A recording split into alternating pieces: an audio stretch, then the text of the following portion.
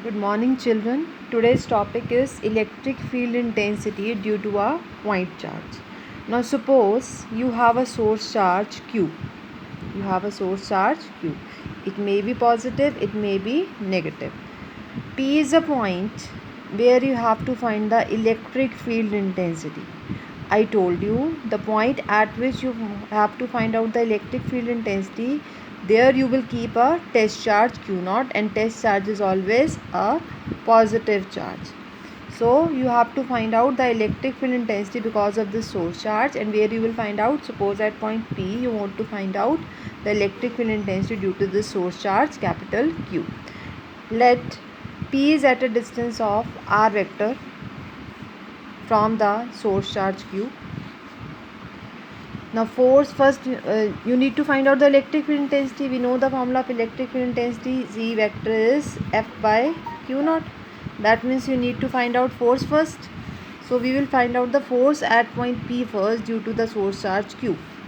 Now force at point P due to a source charge Q is equal to Coulomb force is there, 1 by 4 pi epsilon naught Q naught, that is Q1 Q2 means Q naught upon distance square into, for as it is a vector quantity, so it is, as we know that a vector can be represented by its magnitude and its unit vector. So this is the magnitude, and what is the unit vector? R cap. Let it be R cap. Now we want to find out the electric field intensity. What is the formula of electric field intensity? Force per unit test charge. You will divide this quantity with the test charge. So what will come? Q naught will be cancelled out. So what is left? Q by 4 pi epsilon naught R square. This is the electric field intensity due to a point charge, that is a Q. Okay. Now suppose R approaches to infinity. That means you want to find out the point at a very large, you want to find out the electric field intensity at a very distant point. So in that case, if R is infinity, electric field is 0. That means electric field intensity whenever you are away, that means in certain limit only this charge has some electric field intensity, this charge has some force. After that there is a no force. Now what is the graph between E and R square? They are inversely proportional to each other. They follow the inverse square law. So what kind of graph will come? This kind of graph will come. Now what kind of graph will come between E and 1 upon R square? See, E and 1 upon R square, E, and this is 1 upon R square, 1 upon R square. They are directly proportional to each other. E and 1 upon R square, they are directly proportional to each other. So what kind of graph will come? They are straight. This is a straight line graph. Now next is electric field intensity due to a charges. If there are a number of charges, what we will do? The same we did in forces, Coulomb forces.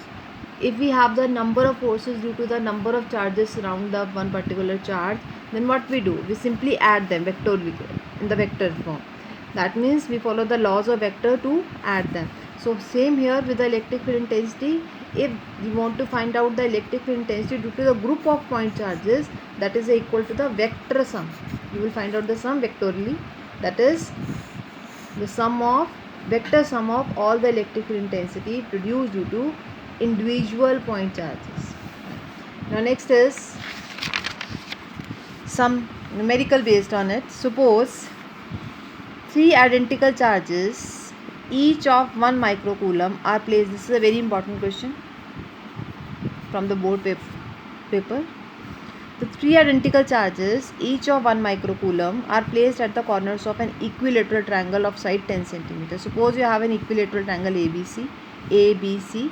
It has a side 10 cm. It has a side, each side is of 10 cm. You have placed a 1 microcoulomb charge at the three corners, 1 microcoulomb, 1 microcoulomb and 1 microcoulomb. You want to find out the electric field intensity. Where you want to find out the electric field intensity? At the geometric center of the triangle. This is the geometric center. How you will find out the geometric center? From here draw perpendicular CK on AB. From A draw perpendicular AL on CB, and from here B draw perpendicular BM on CA. Wherever is the intersection point of these perpendiculars, that is the geometric center of the triangle. Now here you want to find out the electric field intensity, and we know that for electric field intensity we need to find out the distance from the source charge. Now O, and what is the source charge? Suppose at point A you want to find out the electric field intensity at point O due to a charge A. So that means you should know this distance. You should know the distance of point O from A. You should know the distance of point O from B and O from C, and they are, as this is the center, so all this distance OA, OB and OC are equal. Now how to find out the distance? See the triangle AKO. Triangle AKO.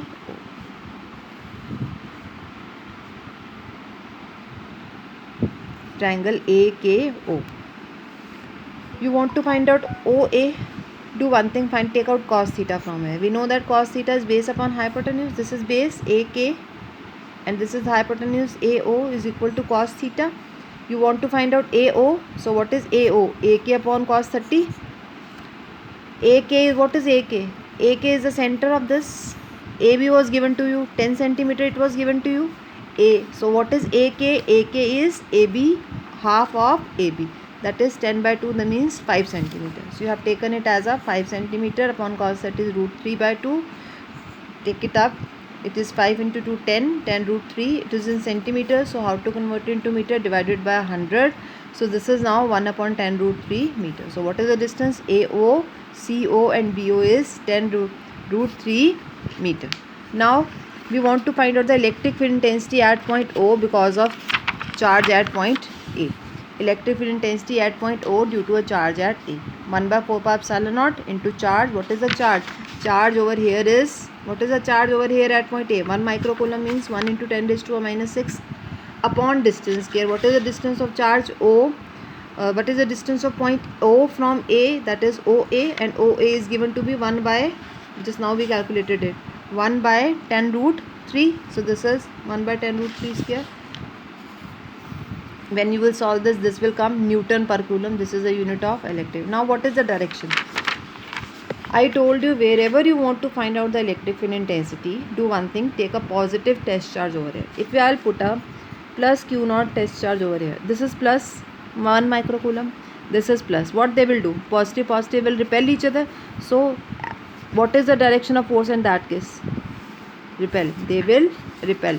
So what is the direction? Outward. That is OL.